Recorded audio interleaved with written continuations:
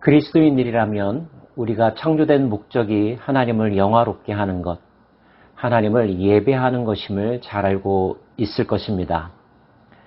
요한복음 말씀에서 주님은 하나님은 예배하는 자를 찾으신다고 말씀하셨고요. 신령과 진리로 예배할 것을 강조하셨죠.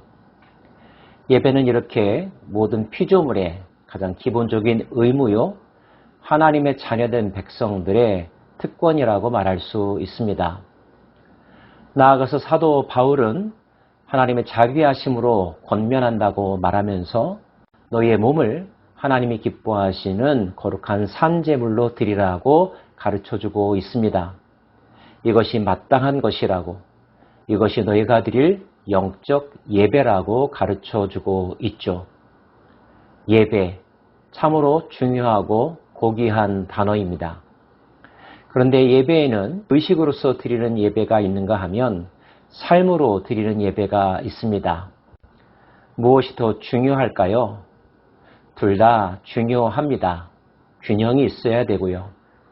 그런데 가끔 성경에서는 의식으로 드리는 예배보다 삶으로 드리는 예배가 훨씬 더 중요하다는 사실을 강조할 때가 있습니다.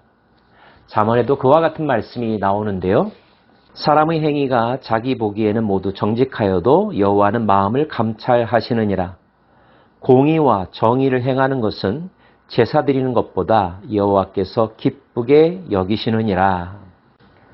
제사 드리는 것이 의식으로서의 예배라고 말한다면 공의와 정의를 행하는 것이 바로 삶으로 드리는 예배입니다.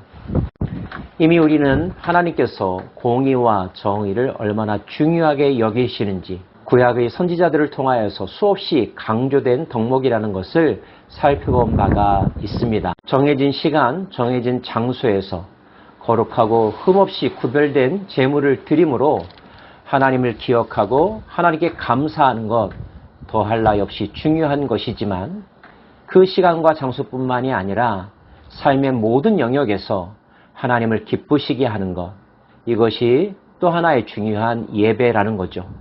그것이 바로 공의를 행하고 정의를 실천하는 것입니다. 그때 우리에게 가장 중요한 것은 겉으로 드러난 행위보다 우리의 마음 깊은 동기와 진심일 것입니다. 하나님은 우리의 마음을 살피는 분이시니까요. 그렇다면 공의와 정의를 행하는 구체적인 삶의 내용들은 무엇일까요? 공의와 정의가 아닌 것은 또 무엇일까요? 4절 말씀, 눈이 높은 것과 마음이 교만한 것과 악인이 형통한 것은 다 죄니라. 바꿔서 말하면 교만함, 거만함, 악인의 행동과 마음은 공의, 정의와 거리가 멀다는 것입니다. 6절 말씀, 속이는 말로 재물을 모으는 것은 죽음을 구하는 것이라 곧 불려다니는 안개니라. 정직하지 않은 말, 거짓으로 이익을 추구하고 남의 것을 착취하는 것, 하나님의 공의, 정의와는 거리가 먼 것입니다. 귀를 막고 가난한 자가 부르짖는 소리를 듣지 아니하면 자기가 부르짖을 때에도 들을 자가 없으리라. 가난한 자를 돌보지 않는 것, 그들의 억울함에 귀 기울이지 않는 것, 공의, 정의와 거리가 먼 것입니다. 하나님의 사람은 하나님의 의와 정의를 실천하는 것을 기뻐합니다. 정의를 행하는 것이 의인에게는 즐거움이요. 21절, 공의와 인자를 따라 구하는 자는 생명과 공의와 영광을 얻으리라. 의로우신 하나님은 악인의 집을 감찰하시고 악인을 환난에 던지신다는 사실을 기억하시길 바랍니다.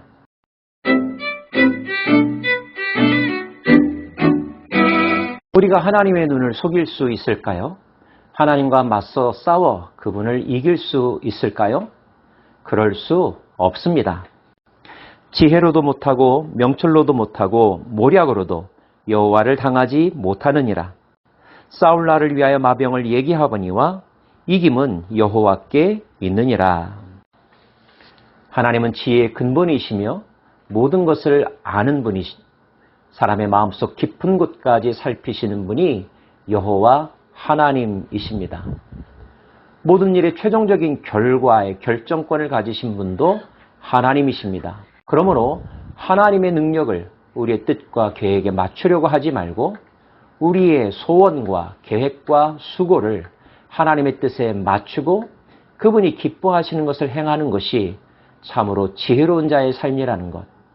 인생을 힘들게 살지 않는 방법, 인생을 낭비하지 않는 방법이라는 사실을 마음속에 새길 수 있기 원합니다. 로마서는 우리의 마음을 새롭게 함으로 변화를 받으라고 말씀하고 있습니다. 그렇게 되면 하나님의 선하시고 온전하시고 기뻐하신 뜻이 무엇인지 알게 될 것이라고 가르쳐주고 있죠. 어떻게 하면 우리의 마음이 새롭게 변화받을 수 있을까요? 하나님을 사랑하는 자에게 하나님은 하나님의 영을 부어 주신답니다. 우리의 마음 그릇 안에 내가 있는 것이 아니라 세상에 대한 욕심이 들어있는 것이 아니라 하나님의 거룩한 영이 들어오시죠. 점진적으로 계속적으로 하나님의 영으로 우리의 마음이 채워지게 되면 우리는 하나님의 영에 속한 사람으로 변화됩니다. 하나님의 사람은 하나님의 뜻을 알죠. 하나님이 싫어하는 것이 무엇인지를 알고 하나님이 기뻐하시는 일이 무엇인지를 알게 됩니다. 당연히 그 지식에 따라서 행동하게 되겠죠. 변화된 사람의 모든 삶의 모습들, 결과들은 하나님이 기뻐하시는 것, 그들의 삶을 살게 될 때 어떤 영광을 누리게 될지, 어떤 열매를 얻게 될지를 그대로 증명하게 될 것입니다. 이것이 삶으로 드리는 제사입니다. 하나님의 의와 공의를 소망하고 중요하게 여기며 그 인도하심 따라 살아가는 저와 여러분 되기를 소망합니다. 기도합시다.